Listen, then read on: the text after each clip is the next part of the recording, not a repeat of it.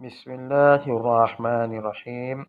Assalamualaikum warahmatullahi wabarakatuh. Bagi memulakan kelas kita pada hari ini, marilah kita bersama-sama mohon pada Allah Subhanahu Wa Taala, semoga Allah Taala menerangkan hati kita, mudah kita dalam menuntut ilmu, dapat kita menghayati ilmu yang kita pelajari, dapat kita mengamalkan dalam hidup kita sebagai panduan di dalam kehidupan kita. Ya. Kerana ilmu ni sangat penting, sangat mustahak dalam kehidupannya. Umpama kita berjalan di dalam gelap, ilmu tu ibaratkan lampu suluh untuk supaya kita tidak jatuh, contohnya tidak berlaku kemalangan, tidak tersesat jalan, tersalah arah. Jadi dengan ilmu lah kita akan memandu kita. Ibaratkan ilmu tu sebagai lampu yang boleh menyuluh jalan ke mana kita nak pergi di dalam waktu yang gelap. Baik, kita mohon pada Allah Subhanahu Wa Taala. A'udzu billahi minasy syaithanir rajim. Bismillahirrahmanirrahim. Allahumma aftah alaina hikmataka wansur alaina min khazaini rahmatika ya arhamar rahimin. Rabbi shrah li sadri wa yassir li amri wahlul 'uqdatam min lisani yafqahu qawli. Rabbi yassir wa la tu'assir ya karim. Alhamdulillah. Jadi pada kali ini kita akan belajar pula mata pelajaran sirah. Pelajaran 1 iaitu dengan tajuk pengertian an-nubuwah. Ikut saya sama-sama. Pengertian an-nubuwah. Apa maksud pengertian an-nubuwah? Iaitu pengertian Rasul. Jadi tentu kamu tak asing lagi dengan perkataan Rasul. Ya, bila Rasul ni sebut Rasul, kita kata bayang Rasulullah sallallahu alaihi wasallam. Ya, yang kita mengucap 2 kalimah syahadah. Asyhadu an la ilaha illallah wa asyhadu anna Muhammadar Rasulullah. Aku naik saksi bahawa tiada Tuhan yang disembah dengan sebenarnya melainkan Allah. Dan aku naik saksi bahawa Nabi Muhammad itu adalah Rasulullah Allah. Nabi Muhammad itu adalah Rasulullah. Ya. Dan ada lagi Rasul yang wajib kita ketahui iaitu 25 orang. Ya. Jadi sekarang ni kita nak tahu apakah pengertian Rasul? Apakah dia seorang Rasul? Bila kita dah tahu, kita dah kenal, kita dah faham, barulah kita datangnya kasih dan sayang cinta kita kepada Rasul, dan kita sangat gembira dan sangat teruja, ya, sangat gemar, suka kepada saranan-saranan, ajaran-ajaran yang dibawa oleh Rasulullah sallallahu alaihi wasallam. Bila kita kenal Rasul ni, siapa dia, ya. Okey, sebab kita Rasul ni kita tak jumpa, ya. Kalau kita pergi Mekah, pergi Madinah, kita akan jumpa dia punya kubur saja, ya, ataupun makam dia. Itu pun kita tak dapat ziarah kubur Rasulullah ni seperti mana kita ziarah kubur-kubur kat sini, sebab dia berada di dalam grill, di pagar, jauh, ada jaga dia. Ya, kita tidak boleh menghampiri. Dan bukan kita seorang saja yang nak melawat kubur Rasulullah ni. Ramai manusia di seluruh dunia, berjuta-juta orang. Jadi kita melawat tu hanya sambil berjalan saja. Tak boleh nak berhenti-berhenti macam tu. Sebab orang lain pula nak melawat, nak menziarah kubur Rasulullah ni. Jadi kita tak jumpa Rasulullah. Jadi macam mana kita nak kenal Rasulullah ni? Dengan kita belajar sirah. Kita mengetahui siapa Rasulullah ni, ya, siapa dia, siapa ibu dia, siapa mak dia, siapa bapa dia, macam mana kehidupan dia, ya, macam mana kesungguhannya membawakan ajaran agama Islam ni sampai nyawa baginda terancam, semata-mata nak menyelamatkan umat manusia daripada kekal di dalam neraka. Ya, jadi bila kita kenal, ya, kita menghayati kehidupan mereka, barulah kita rasa sayang dan cinta kepada Rasulullah sallallahu alaihi wasallam, ya. Yang pertama kita tengok pengertian Rasul. Seperti biasa, saya akan bacakan dulu secara perlahan dan kamu boleh ikut, ya, apa yang saya baca. Mudah-mudahan dengan ikut ni nanti akan lancarlah biasalah, mahirlah kamu membaca tulisan Jawi, ya. Okey, yang pertama, dia tak ada nombor, saya saja buah nombor, ya. Rasul ialah seorang lelaki yang dipilih dan diutuskan oleh Allah untuk menerima dan menyampaikan wahyu. Okey. Yang kedua pula, ada Rasul diutuskan untuk kaum keluarga sendiri. Dan ada Rasul yang diutuskan untuk umat pada zamannya. Okey. Yang ketiga, para Rasul yang dipilih adalah di kalangan orang-orang yang mulia. Seterusnya, beriman kepada Rasul hukumnya wajib. Kemudian, beriman kepada Rasul merupakan rukun iman yang keempat. Okey, baik. Saya akan terangkan satu persatu. Jadi kamu dengar elok-elok, kamu fahamkan betul-betul. Mungkin besok, ya, sampai satu masa nanti saya akan beri pula, ya, latihan, ujian, ya, untuk kamu menjawab soalan ini, untuk menguji kepahaman kamu, ingatan kamu berkaitan dengan pelajaran sirah dan juga pelajaran-pelajaran yang lain, ya. Seperti biasalah, samalah seperti kita kelas sebelum PKP ni sama, ya. Cuma beza di sini kita hanya berada di atas talian saja, ya. Okey. Yang pertama, dengar elok-elok. Saya bacakan balik semula. Rasul ialah seorang lelaki yang dipilih dan diutuskan oleh Allah untuk menerima dan menyampaikan wahyu.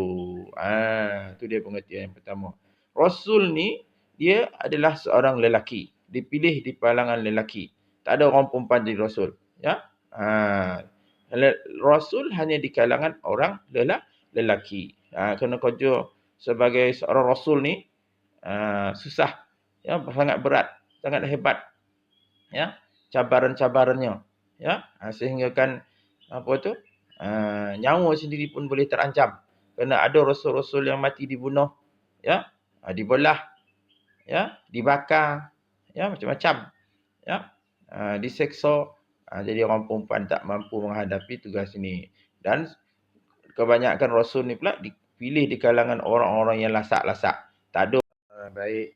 Jadi rasul ialah seorang lelaki yang dipilih dan diutuskan oleh Allah untuk menerima dan menyampaikan wahyu. Ya, Rasul ni merupakan orang yang dipilih. Bukan semua manusia ni boleh jadi Rasul, boleh mendakwa mereka Rasul ataupun Nabi. Mereka ni adalah lelaki yang menjadi pilihan Allah Subhanahu Wa Taala. Jadi dipilih dia apa? Untuk menerima wahyu dan menyampaikan wahyu. Wahyu ni apa? Wahyu ni iaitu kalam Allah, kata-kata Allah, Al-Quran ataupun kitab-kitab yang lain, Taurat, Zabur, Injil, ya.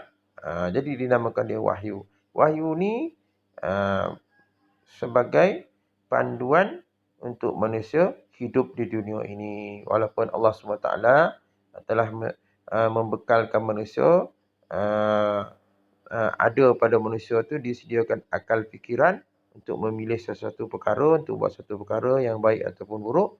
Tapi akal manusia, fikiran manusia tu dia terbatas. Jadi kena dipandu dia dengan wahyu. Sebab kalau tidak dia akan terbabas, dia akan menyeleweng. Ya. Contohnya seperti Fir'aun. Fir'aun ni dia menggunakan akal fikirannya sehingga dia mengaku dirinya sebagai Tuhan pula. Itu contohnya. Jadi Allah Ta'ala mendatangkan Nabi Musa alaihi salam untuk menyampaikan wahyu kepada Fir'aun supaya memberi panduan kepada Fir'aun supaya Firaun kembali balik kepada sifatnya sebagai seorang hamba Allah, iaitu ada Tuhan yang menciptakan menjadikannya, bukannya dia sebagai manusia telah bertukar pula mendakwa dirinya Tuhan. Itu adalah contoh panduan apa perlunya wahyu kepada manusia. Sebab manusia ni dia dalam kehidupan ni kita ni ada undang-undang. Contohnya ayah kamu ataupun bapa kamu ataupun siapa-siapa saja, ibu kamu contohnya membawa memandu kenderaan. Jadi di atas jalan raya ada undang-undang, ya. Lampu merah kena berhenti, lampu kuning baru berhenti, lampu hijau baru jalan. Macam tu dalam kehidupan kita ni, ya. Contohnya makan minum, ya. Kita tak boleh makan sembarangan. Ada benda yang kita boleh makan, ada benda yang haram kita makan, ya. Jadi itu semua berpandukan wahyu diturunkan oleh Allah SWT kepada Nabi dan Rasul.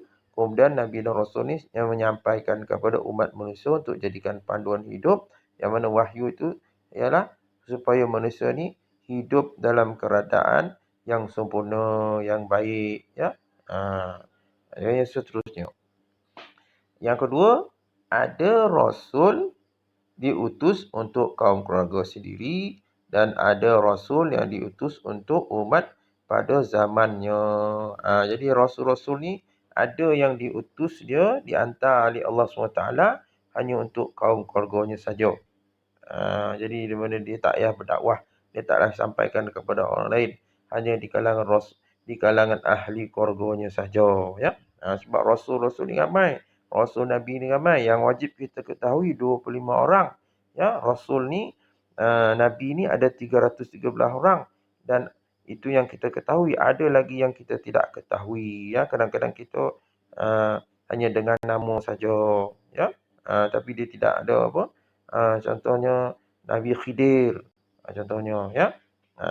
Jadi ada Rasul tu diutuskan untuk kaum keluarganya sendiri. Dan ada Rasul diutus untuk umat pada zamannya.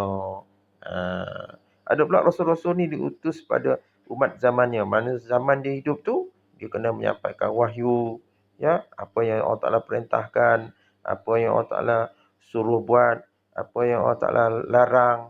Ya, macam mana kehidupan kita di dunia ni, dia hanya untuk umat zamannya saja. Tapi Nabi Muhammad SAW ni tak. Ya, Nabi Muhammad SAW ni diutus dia untuk umat akhir zaman. Maknanya selepas Nabi Muhammad SAW wafat, tak ada lagi Nabi dah. Kerana apa yang dibawa, ajaran, wahyu yang disampaikan oleh Nabi Muhammad SAW tu dah lengkap dan sempurna. Jadi tidak perlu lagi ada Nabi dan Rasul selepas tu.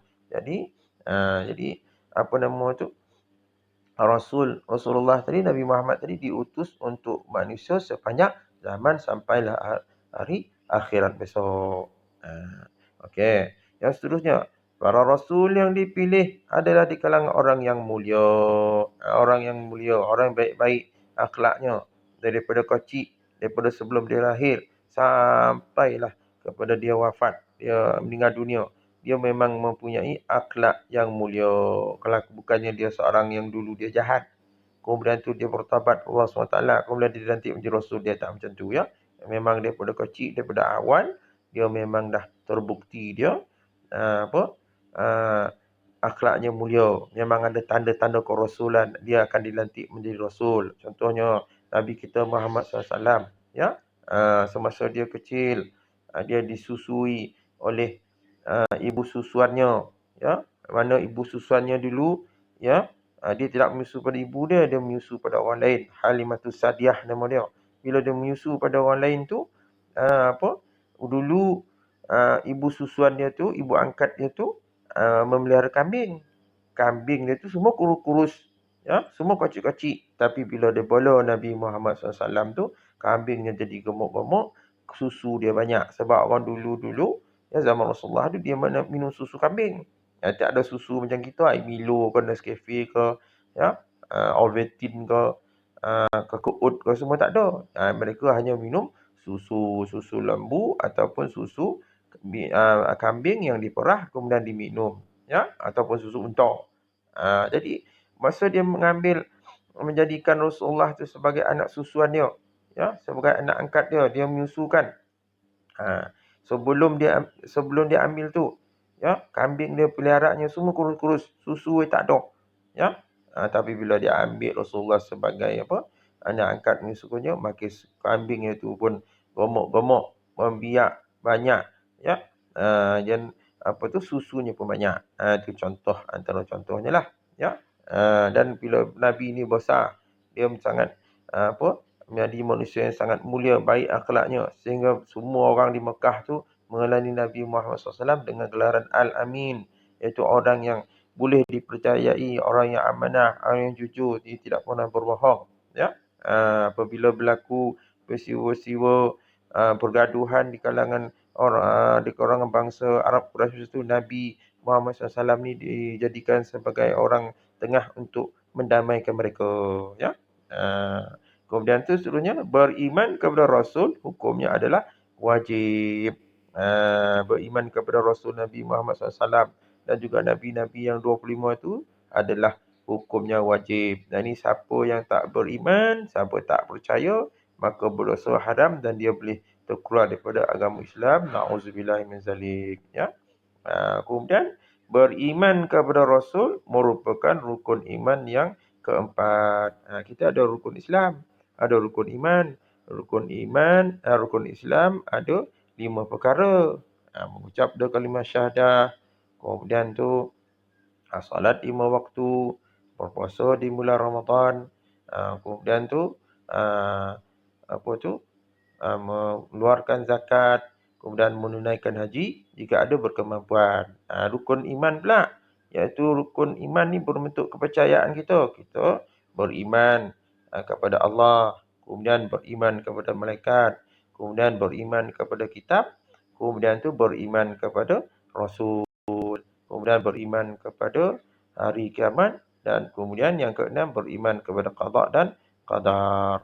Jadi saya harap kamu ulang-ulanglah video ini, fahamkan betul-betul, dan besok kita akan sambung lagi pelajaran lain yang mana kita kena faham bahawa erti Rasul itu iaitu Rasul ni ialah utusan Allah SWT, wakil daripada Allah SWT. Isa berikan dia wahyu, ya, untuk dia menerima wahyu dan dia sampaikan wahyu kepada manusia. Akhir sekali, wabillahi taufiq wal hidayah. Assalamualaikum warahmatullahi wabarakatuh.